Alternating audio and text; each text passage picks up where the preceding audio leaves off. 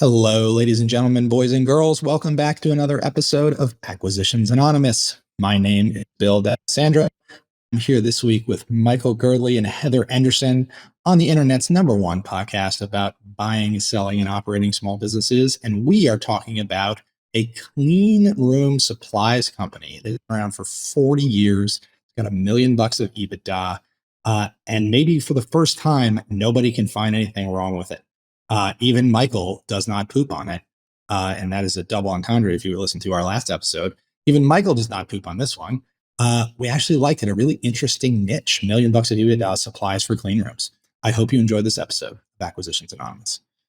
If you're looking to buy, grow, invest in, or sell profitable businesses, guess what? There's a cool conference coming up that I think you'll be really interested in.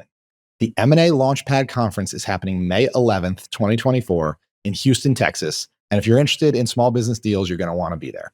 It's a one-day event where you can network with individuals who've been there and done that, successful business owners, savvy acquirers, and private equity investors. If you go to the conference, you're going to gain firsthand insights from 30 industry experts who has masterfully navigated the journey of acquiring, operating, scaling, and ultimately selling businesses for great profits. You're also going to meet my friend Walker Deibel there. Walker's a great guy who is the Wall Street Journal bestselling author of Buy Then Build. And also Walker and the guys over at M&A Launchpad have extended a special offer for Acquisitions Anonymous listeners. So we got a great deal for you, $200 off your ticket to the M&A Launchpad conference. So to claim it, all you have to do is go over to MALaunchpad.com and enter the code AA at checkout to claim your discount. So head over to MALaunchpad.com and enter code AA at checkout for $200 off a ticket. So don't miss out on the conference. One of the big levels up for me is meeting other people in person that are doing the things that I want to do. It's one thing to follow them on Twitter, but the depth you get in person is just so much more real. So if this is something you're interested in, head over to MALaunchpad.com and get registered. They'll see you in Houston on May 11th, 2024. All right, everybody. We're back again. It's Monday. It's Monday, but you'll probably be listening to this on a Thursday, so who knows? But for us, it's Monday. All right. Well, I brought us a deal unless anybody has any life updates or things they would like to share. Nope. Michael, I would like you to keep this one super clean. I heard last time I was not a part of it. There was some off-color, bathroom humor, and I think that's why we're going to clean it up with a deal that is decidedly the opposite of bathroom humor. A clean room itself. I mean, in my defense, I was just talking about some of the inventions to help people lose weight have had really negative externalities, including a fake, like, what was it called? What did we figure out what the name of it was, Heather? Olestra. Yes, Olestra. That's right. Yeah, the oil. Yeah, it was designed to replace fat, but it was non-digestible. So unfortunately, the food manufacturers discovered if you can't digest something, it has to go somewhere. And that turned into people's underpants. So that is not used anymore. That's what I brought up. It was part of the deal. We had to discuss it. It was important. Yeah. So this company surely has banned Olestra from their work sites, given the nature of it. It definitely looks like it. Okay, I'll read this one. It's from Gottesman and Company, and it is listed as available, and it is clean room supplies. So it's an acquisition opportunity in South Central. The company is a manufacturing, sales, and marketing operation offering clean room packaging, clean room bags, film, and tubing. The company operates from a 10,000 square foot facility, which it leases from an entity controlled by the owner. So what is it? Do we know what a clean room is? Yeah. So a clean room would be almost like a manufacturing facility where you need no dust at all. So like if you're doing something with very fine parts or, it needs to be lubricated with absolutely no impurities. Maybe you're working on the insides of cameras. You can't have any dust in it. Anything like that would need to be done in a clean room. Got it. Okay. Continuing on, the facility, the 10,000 square foot facility the owner owns, includes manufacturing, warehouse, and office areas. Offering these products requires a federally certified 209E clean room facility, ISO TC 209. Okay, so that's some clues about what we're dealing with here. And at least one employee with industry and sales experience. The company has a proven track record supported by 44 years of ongoing business With its broad range of products, the company's marketing efforts focus on targeting medical and pharmaceutical facilities worldwide. Revenues have been trending upwards at an annualized rate of 50% over the past 3 years due to an improving local economy. Gottesman here gives us their seller number, S2937-50TJE. So that's rolls right off the tongue. So financial summary was 2021, they did $2.2 million and $414,000 in EBITDA. In 2022, they did $4.2 million. So more than doubled the business, or nearly doubled the business, and did $713,000 in profit, or EBITDA. And in 2023, estimated by seller, they were going to do $4.5 million in revenue and $919,000 in EBITDA. Other highlights of the business include 40 years in business, a management team in place, and they have reviewed financials. And their SIC code is 5047-72721. Oh, wow. These guys love numbers. They do. You know, I like the growth of the business, but Gottesman got me all fired up. And I thought it was growing at a CAGR of 50%. It grew 1 year 50%, and then they stretched out the window and they go, over the window, it grew 50%, but it basically all happened in 1 year. So the broker set me up to be disappointed. I would have been impressed enough if they hadn't tried to oversell it in the listing.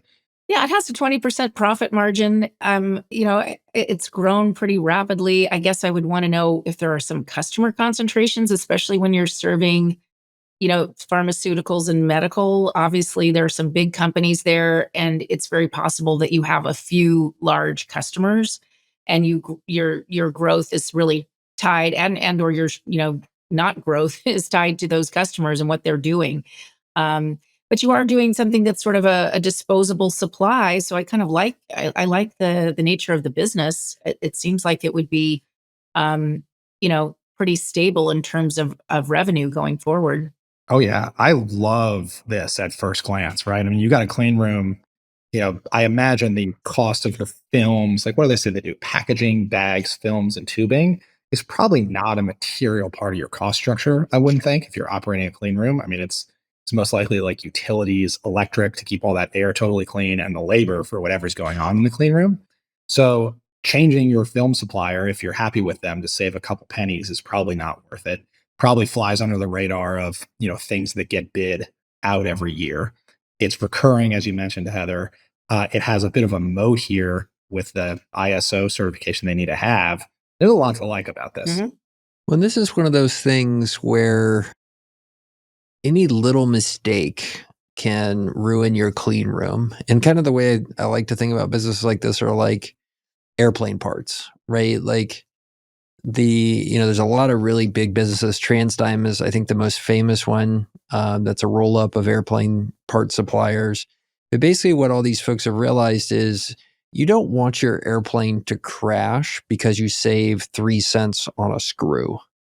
And so what that does is create this real situation where people who buy replacement airplane parts, they're not going to go to a slightly different supplier to save us 20%, because it's not worth it if your airplane crashes based on a cable snapping or something like that, because you saved $1. And I think the same thing happens here with clean rooms. Like you don't want to get, contaminated clean room bags. Or film that just happens to not adhere correctly. And yeah, okay. So I think I'm talking myself into this one. Yeah, if you don't perfectly contain the Olestra, it ruins the whole clean room. So there can be no mistakes. Oh, no. Well, so I would want to know where their suppliers are. Is this a domestic supplier? Is it sort of a distributor that's importing it from China or wherever, and has to carry a certain amount of inventory to meet the needs of their domestic customers? I've certainly seen a lot of distribution businesses like that. But I think I'd be a little bit interested in digging into who the suppliers are. And, are there alternative suppliers if there were supply chain issues? I would ask that question, were there supply chain issues with these products during COVID? I know there were with some plastics. I, in fact, looked at a business where they had to shift to a different compound and find domestic suppliers for that because there was a problem during COVID. So I'd be interested just to know how stable their supply is and whether they have alternate suppliers. Yeah, because something as simple as changing to an alternative material is one thing if you're, selling anything else where it works just as well, and that's fine. But given that this seems to be semi-regulated, at least, you can't just change to another plastic that is good enough. Even if it is good enough, if it's not on the approved list, you probably can't use it. So changing suppliers, could be harder than it seems, given the regulatory impact here. Right. And I guess it's the type of plastic that's going in, because I guess they are manufacturing these supplies. So excuse me, I think I thought they were a distributor, but they are a manufacturer. But even so, they've got to have materials going into that operation that they're dependent on a supply chain somewhere. But I like this business so far. I also, like I said, want to know why it grew so quickly, and what's driving that, and whether, if I'm an owner, I'm wondering, is this the time to sell, or why wouldn't I just kind of hang on and keep growing? Yeah, well, it says it's 44 years old. Like, I would be willing to believe the guy is retiring, assuming it hasn't changed hands in the middle. So he doubled it in the last 2 years before retirement, which I guess, Yeah, that does something's up. happen, but there's some questions I would have there. 40 years and finally they doubled it. Sometimes that happens because one or two big customers are like calling and saying, "Hey, we need to go from 200,000 in purchase this year to 2 million. Can you take care of it?" And the person goes, "Yeah, sure," and then ships them all the stuff they need. And especially this feels kind of half distributorship, or 2/3 distributorship and like 1/3 manufacturing. Like, the manufacturing almost feels like what the window guys do. This was something I learned recently. I don't know if you guys do this, but every time you see like somebody that's like the name of the business will be something glass, like so and so glass company, they don't manufacture any glass, and typically they don't even cut it. That all comes pre-cut from the factory. What they do make are window frames, because every window frame is typically different depending upon the installation. So it wouldn't surprise me if the manufacturing that's going on here is just them like getting a big old roll of plastic and turning it into bags, for example. That level of simplicity. Though they do have 10,000 square feet for 4 million in sales, which implies maybe there's some stuff going on a little bit more sophisticated than that, but that's not a ton of room. Yeah, that's not that big. What do you guys think about the seller owning the facility that you're in and continuing to, it seems like? Let's talk about sale leasebacks. Oh, So no, I think it's really interesting, Bill, because it creates an opportunity here. And I've seen and read about other people doing it, where you try to buy both the land and the business from the owner. And then the move is you fund, to some extent, your buying of the business with the buying of the building and leasing it to a third-party investor. So basically, the way that mechanism works, for the listeners who don't know, you can sign a lease with your building and then go sell that building to an investor and basically end up with more cash than you bought the building for.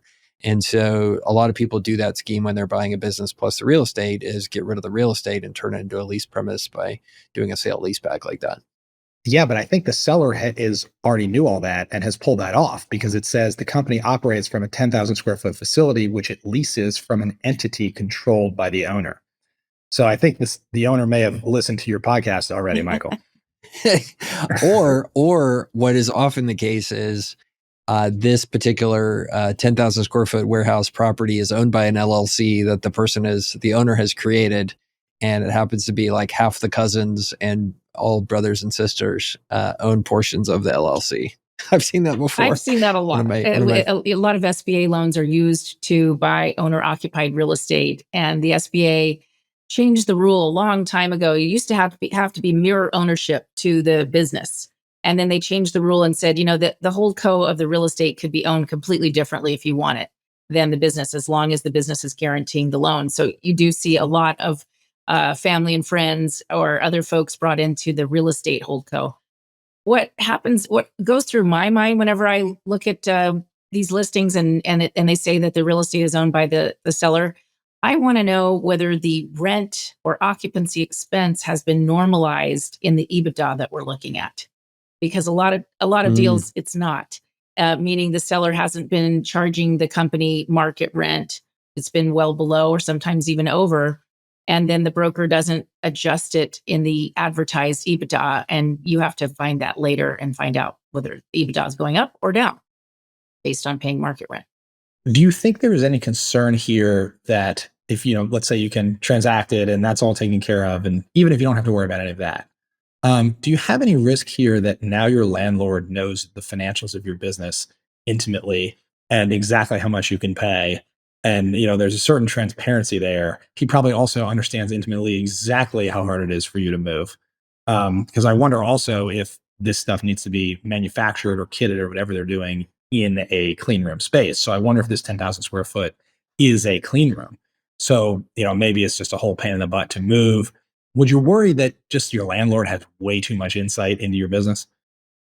I think it's a good point. And it really moreover, they know your financials. That's one thing, but the inability to move is a much bigger thing, because that's a lot of leverage, in terms of what kind of rent they would charge you.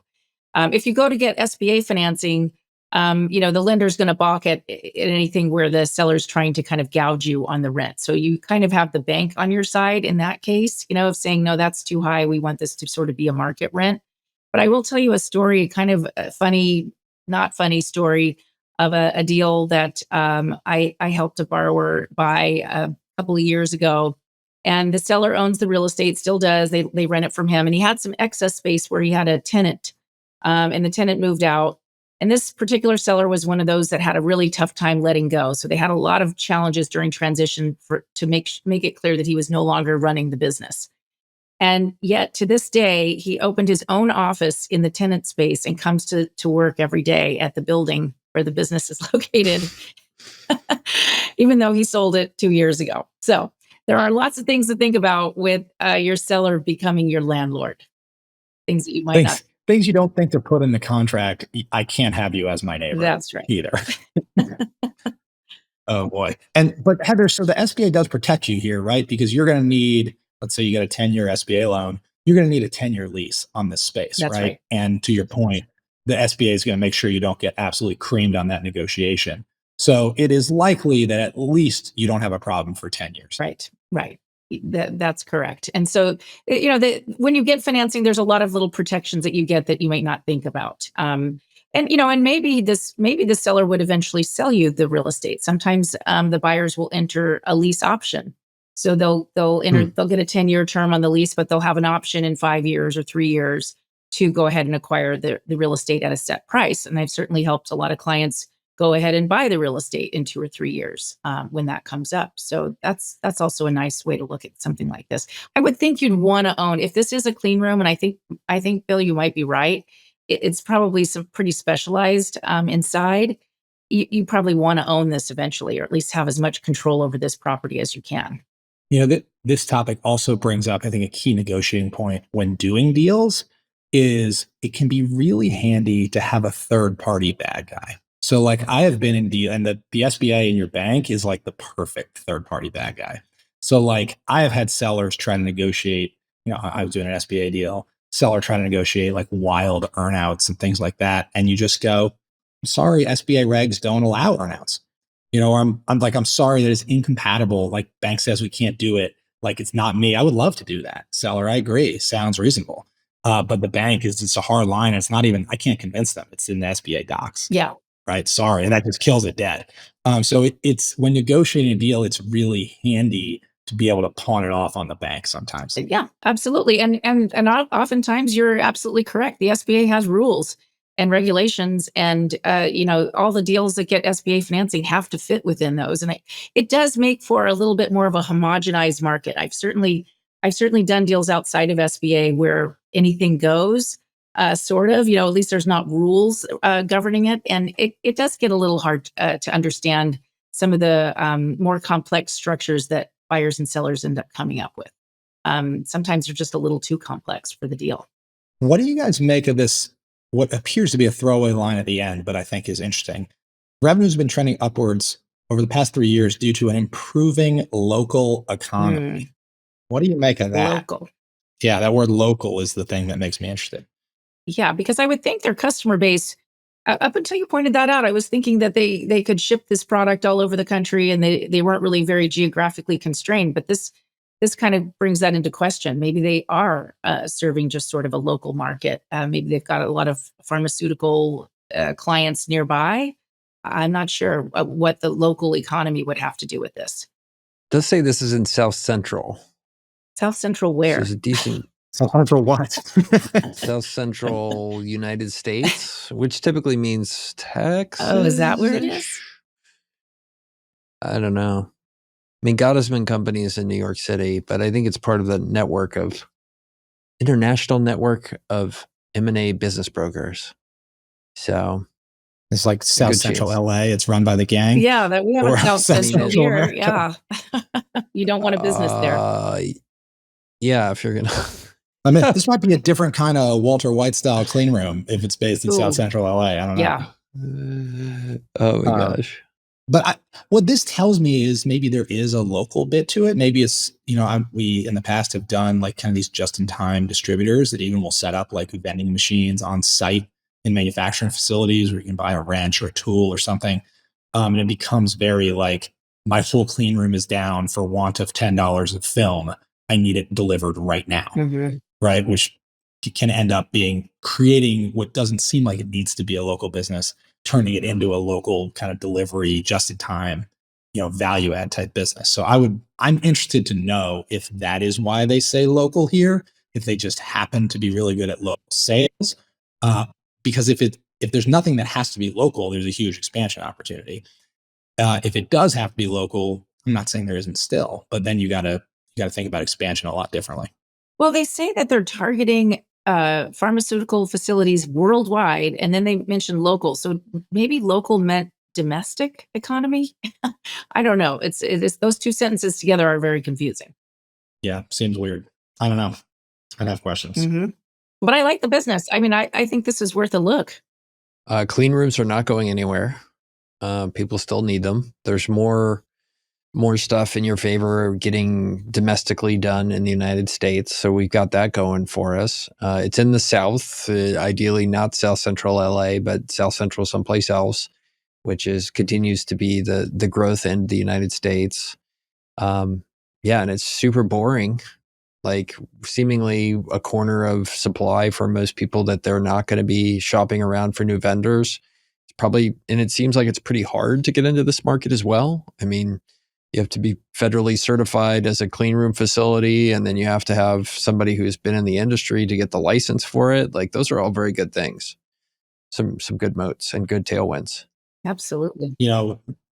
That raised a point. At least one employee with industry and sales experience. I'm assuming it's not you, buyer. So there is probably someone, or hopefully someone that's not the owner, that's going to remain on staff. You could end up in a pickle pretty quick if that person resigns. So I want to understand the regs to make sure I, the owner, had a path to becoming a qualifying individual, over a certain amount of time. So I was not forever reliant on the one guy on my team that now post-transaction makes me eligible for my license. And you better put a pretty nice retention package in place for that guy at close. Absolutely. Or bring them into the cap table. We work with a lot of businesses that require license transfer plans, and we coach folks through that. And there's a lot of ways to kind of take care of that person. And one of them is just to give them some equity in the deal, make them part of the business. But the downside of that is you don't necessarily know this person very well yet, other than the fact that they have a license you really want. So you're not sure how compatible you're going to be with them long term. But I think that is a key point to this deal is retaining that licensing. Yeah, I like it. The fun thing about this deal is it's kind of why it's making for an interesting episode for us is it's just there. Like there's nothing much to debate about this business, which makes it like an attractive thing to buy. Like if you talk about, do you want this or do you want a freaking worm farm in Oregon? Like the worm farm in Oregon, tell me, I mean, you guys can back this up. It's a lot more fun to talk about the worm farm, but this guy's whoever or guy or gal and family that's been owning this clean room supply business, they're probably 70 years old. They've owned it for 40 years. They have no debt. They have managed to hire a management team. They probably own one, if not two vacation homes, one of which has a boat in it, and they own it all straight away. And they've just had a nice life. And there's something to be said for just a boring, non-controversial, not a pizza boat located in the U.S. Virgin Islands business. I agree. I mean, the only thing I would want to know as far as like, does this continue forever? Like, what is this business's moat? Like, if it is local and the film needs to show up in an hour or my clean room is down, that's great. But there's gotta be upmarket competition, right? Like, you've got some of the big industrial distributors have got to do this. Like Granger's got to do this. Even Uline, you would think, may do this. I want to understand if I was my business would be under threat from those guys. Maybe those guys don't want the tiny accounts that I have, but even still, that doesn't make me super comfortable because all that takes is an initiative at Granger and they're coming for you. So I want to understand why the big guys don't want this business. So here's my thesis on that. My thesis on that is two parts. One is $4 million of sales is not worth Granger. That's a Tuesday morning at a Granger facility. The second thing is, if you're going to be delivering clean room supplies, it has to come from a clean room facility itself and be handled differently than Granger or any of these other guys are going to do that. And I think that's a moat here that keeps these big guys out of your way. You also have some constraints on growth because of that same point. That's one other way to think about it is they've grown a lot. How much more capacity do they have in that 10,000 square feet? Because once you reach capacity there, you probably have a pretty high growth CapEx cost to either expand or build another manufacturing facility that's also a clean room. So that's also one thought to throw in there. But there's very little not to like about this business and a lot to like. I agree with you. Yeah, I'm into it. Someone get the book. Tell us what we're missing, but it sounds great. Let's do it. All right. Well, we'll wrap up there. Any other deep thoughts? Otherwise, we'll move on. Wrap it up. Someone tweet us if you do this business. I love it. Yeah. If you buy this, we'll come visit you and we'll walk into your clean room with like dirt all over our shoes. With electric chips and 2 pairs of underwear. It'll be fine. Let's go.